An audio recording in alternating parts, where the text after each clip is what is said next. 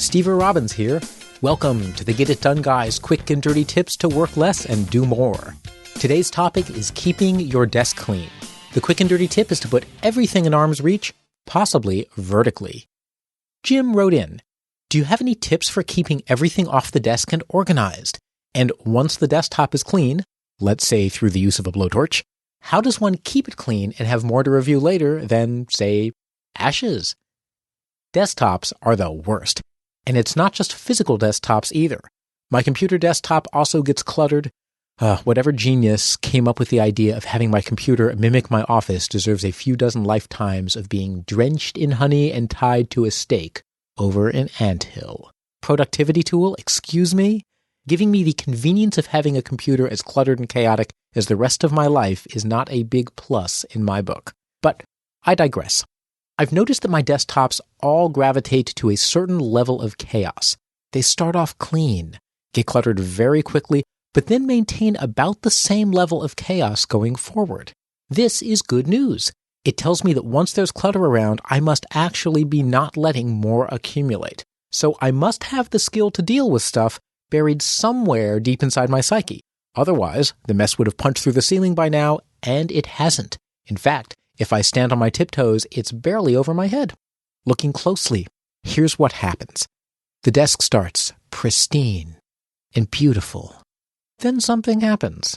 Maybe some mail arrives, or I need to find a citation in my collection of extremely rare Marilyn Monroe Bugs Bunny romance novels.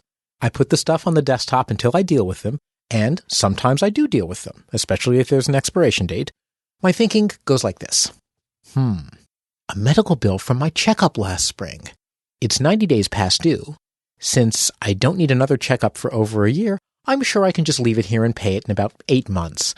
Oh, what's this? My doctor saying she'll never see me again because I don't pay on time. Well, if she really means never, I guess that means we're all settled, right? See? Leave stuff on your desk long enough and it takes care of itself. Oh, what's this? From, what's a collection company? Whatever. What I should be doing is using a tickler file. At your local stationery store, you can get a file folder with 31 compartments, one for each day of the month. When an item comes in that has to be dealt with at a certain time, just put it directly into the tickler file on the appropriate day. Don't even let it touch your desk. Then, each morning, pull out the items that day and work on them. If you schedule more than a month in advance, you can also get a monthly tickler file for postponing stuff further out. And speaking of further out, you know what part of my desk gets messy and never ever gets cleaned up? The whole part of my desk that's out of arm's reach. Once I set something down that requires me to lean, stand, reach, or do anything that might burn a calorie in order to reach it, I never touch it again. So the simple rule is, never ever put something down outside of arm's reach. Or, better yet, get a desk small enough that everything is within arm's reach. If you want to impress your boss with how much you're responsible for, fill the entire area of your desk outside of arm's reach with stacks of phony papers. You can even think of it as a modern art installation commentary on the futility of organizational life. Once you've decided on an out-of-reach strategy, you still have to deal with the crap piled everywhere at the end of the day. Before you leave, scan your workspace. File what you can, toss what you can, and put timed stuff in your tickler.